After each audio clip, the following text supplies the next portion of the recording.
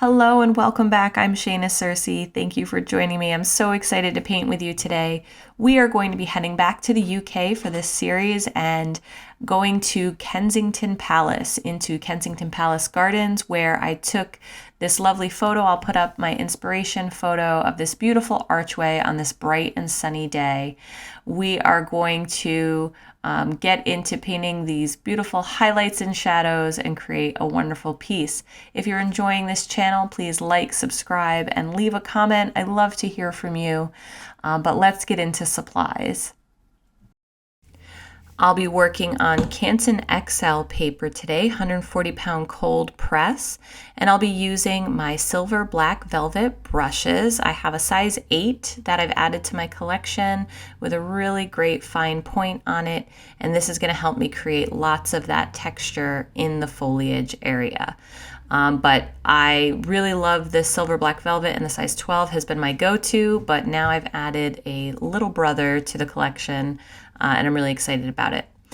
I'm going to primarily be using Winsor and Newton Cotman paints, but I will be adding a little bit of sap green from my core paints as well.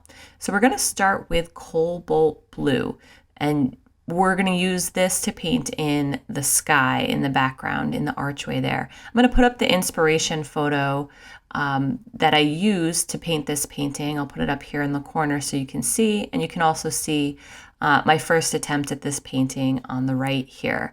So I'm using that to follow along. And we're going to use that same color with the reflecting pool in the background. Don't worry about painting over the lines of the gate. Go ahead and go right over those. We'll be putting them in a much darker color later on.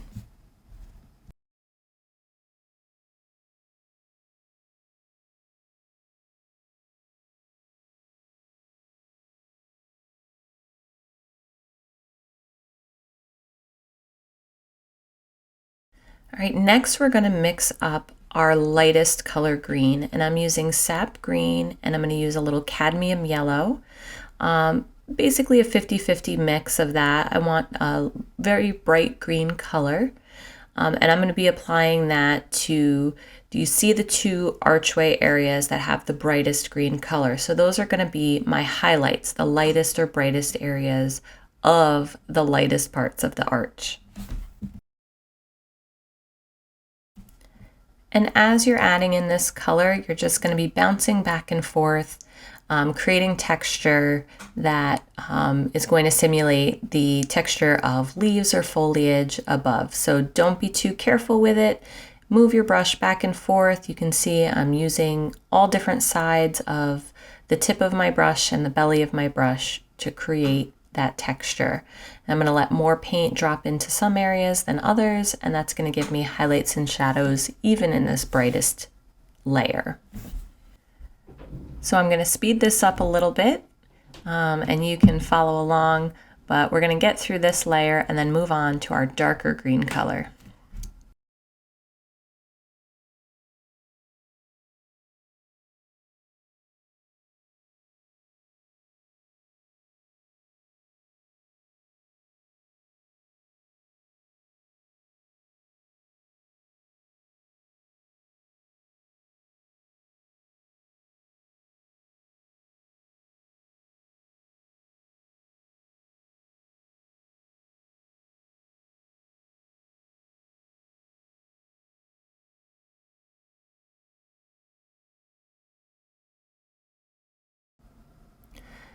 Okay, now we're going to mix up some of our darker green color for the shadow area. I'm going to add more sap green to my mixture that was already there, and I'm also going to add some phthalo blue. The phthalo blue is really going to start creating a darker, richer color, and then I'm going to start to add a little bit of alizarin crimson just to desaturate it a little bit, take a little of the yellow out of that. And then I'm going to repeat the same process. So we're just going to bounce our brush along, creating different textures. And I want to go right up to the edge of the brightest yellow parts and have them overlap a bit, because these are not all separate parts, but they're all one archway together. But the light is just hitting different areas differently. It's brighter in some areas than in others. There's more dense foliage, but they are all part of one arch. So they're going to overlap and intermingle with each other.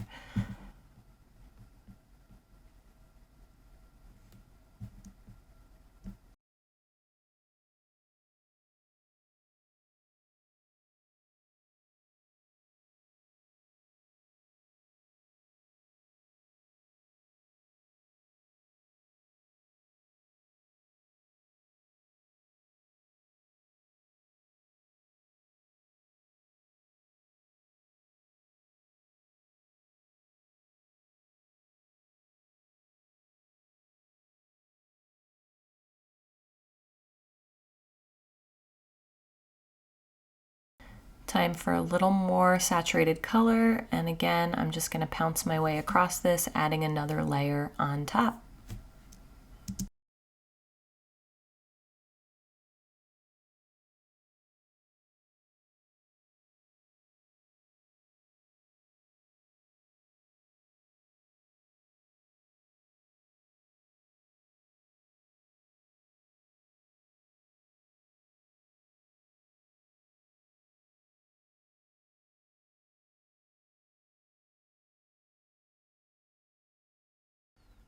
All right, for your next step, we're going to add in the first layer of the pillars. So I'm just using burnt sienna for this color, and I'm going to fill in both of my brickwork pillars, adding more layers later on. So don't be too fussy about this layer. Just get them filled in with a little bit of texture, and you're good to go.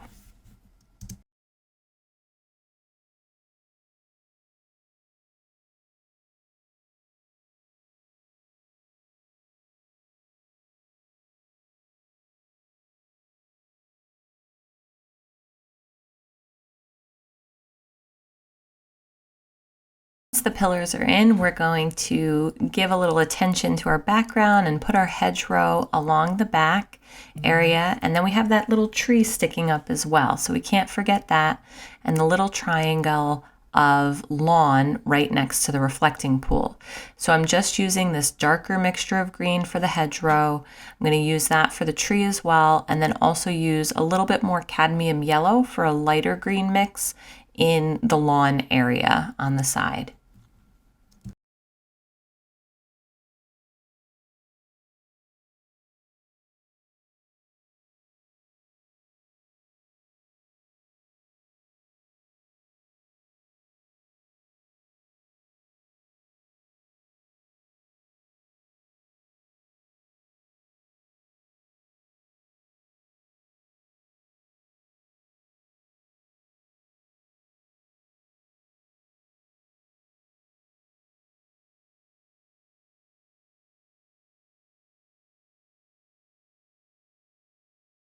After our hedgerow and tree and lawn are in, we're going to give our first layer to our paved area in the front. And we're going to be using Payne's Gray, a very light mixture, and we're just going to get a nice wash down in front.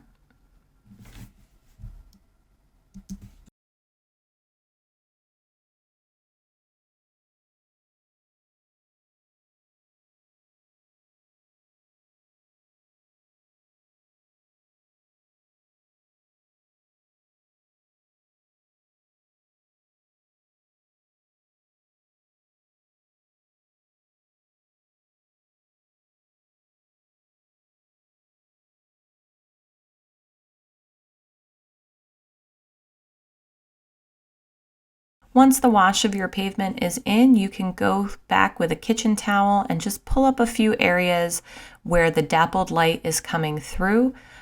This is a great technique called lifting, where if you need to take some color out after you've already put it down, just go ahead and use a paper towel while your paper is still wet to take care of that.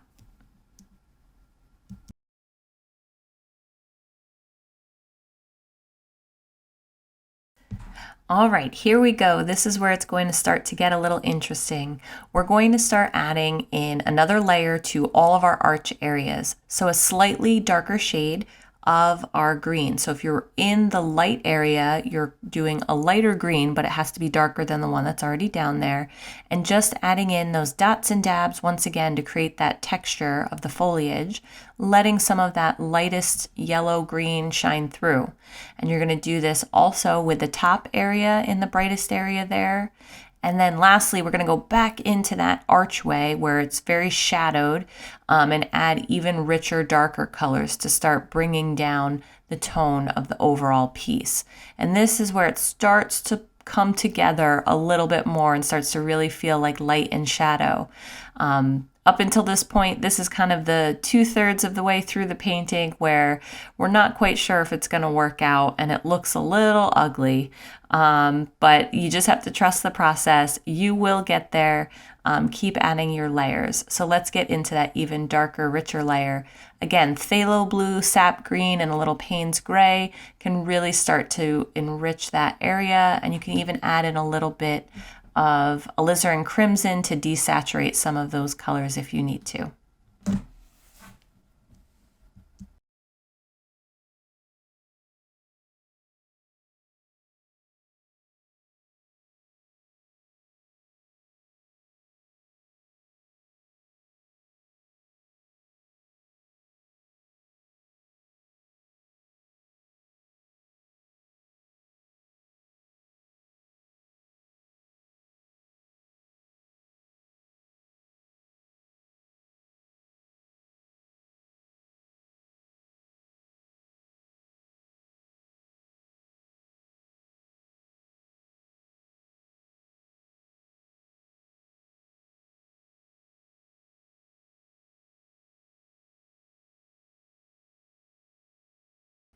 And let's not forget that hedgerow and tree in the background. It's looking a little flat right now, so we're going to add some darker colors and shadows just to give it a little more dimension.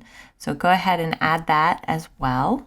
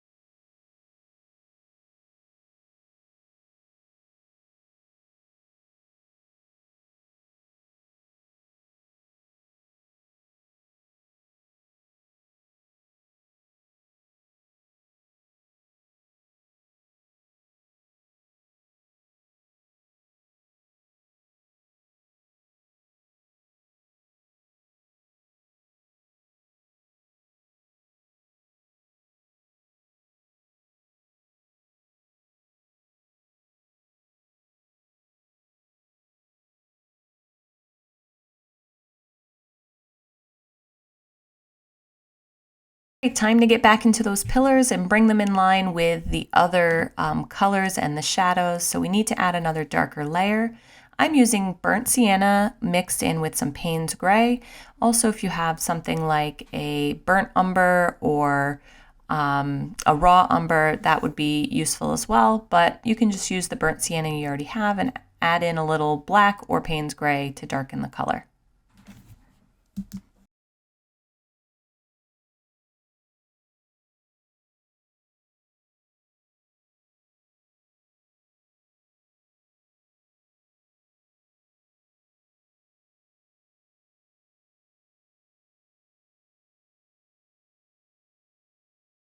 All right, then after your pillars are complete, we're gonna get back into that pavement area and just a darker mixture of Payne's gray, and I added in a little bit of cobalt blue just to give it a bluer hue to it, but it's really mostly Payne's gray with less water, so it's darker.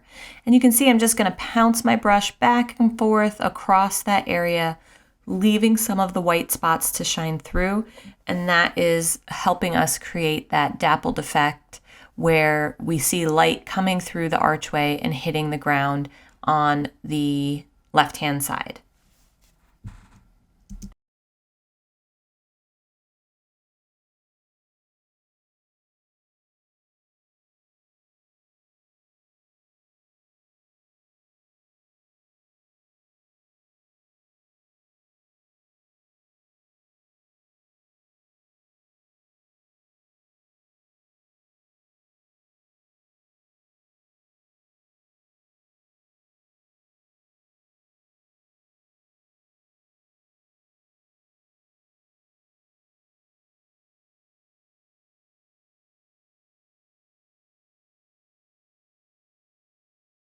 All right, now it's time to start putting in some of the details of our branches in the archway using that burnt sienna and Payne's gray mixture. And we are just going to start using the very tip of our brush to go across the archway. So in this archway, it's just a bunch of overlapping trees. It's actually just trees that are bent over and shaped to create the archway. So they have branches coming off of them. There isn't like a natural cage structure or anything like that. It's all just branches of trees. So you're just going to follow the archway, putting in smaller branches as you go, kind of coming off the main ones that are leading the line of the arch.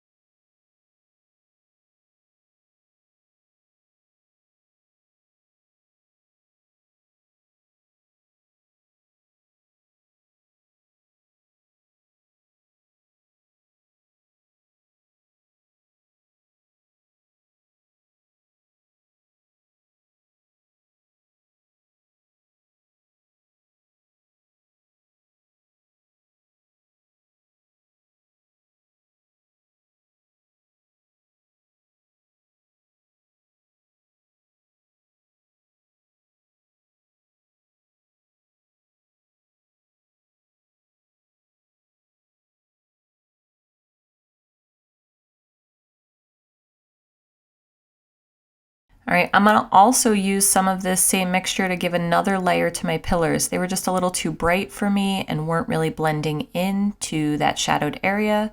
So just adding more texture and layers to that, trying to leave some of that space, that light space to shine through to give the impression of kind of light coming through and hitting different areas of the pillar.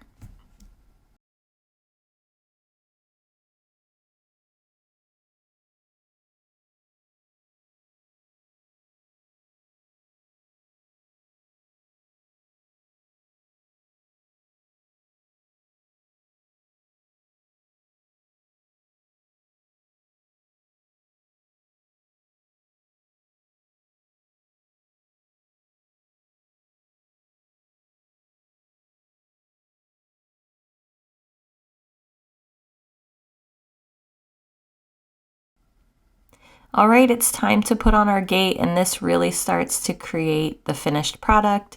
You want to make sure all of your areas are super dry before you do this. I'm just using Payne's Gray and the very tip of my brush.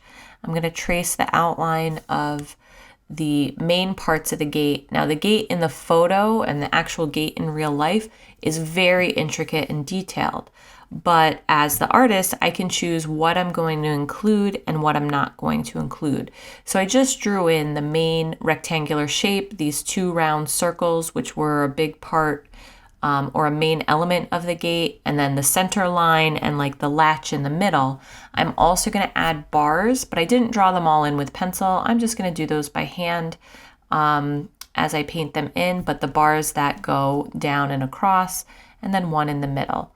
So you can include as much detail or as little detail as you want to make your painting, one, make sense, but also not overwhelm you with detail that is going to not necessarily translate well into a painting, especially when it's very, very fine details like they were in this gate. I have a very pointed brush. This is the silver black velvet brush again. So the very tip of this works wonderfully for fine lines. If you need to use a smaller brush, go ahead and pick up a smaller brush or a fine liner to do this. But I'm going to be using this size 8 with this fine tip on the top. And you can see my brush is even skipping in certain areas. I'm not going to worry too much about it. Light reflects off these things and it will definitely give the impression that there's a really bright light hitting that area. I might fix it up a little bit, but trying not to get too caught up in the details and just having a nice fluid, smooth motion with your gate lines from top to bottom.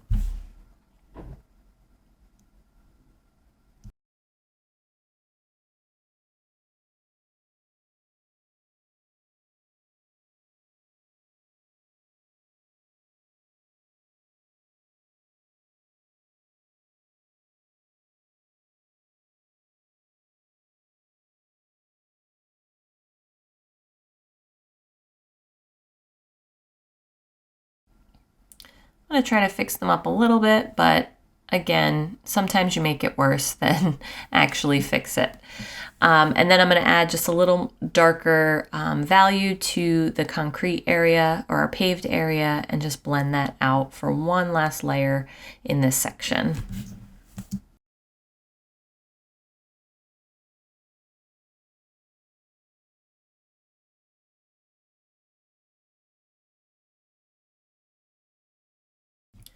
And after this step is complete, we are done with our Kensington Palace garden painting. Thank you for joining me. Once again, I'm Shayna Searcy. Don't forget to like, subscribe, share, leave a comment on this channel. It's always very helpful to me. And thank you for painting with me today, and I can't wait to see you again.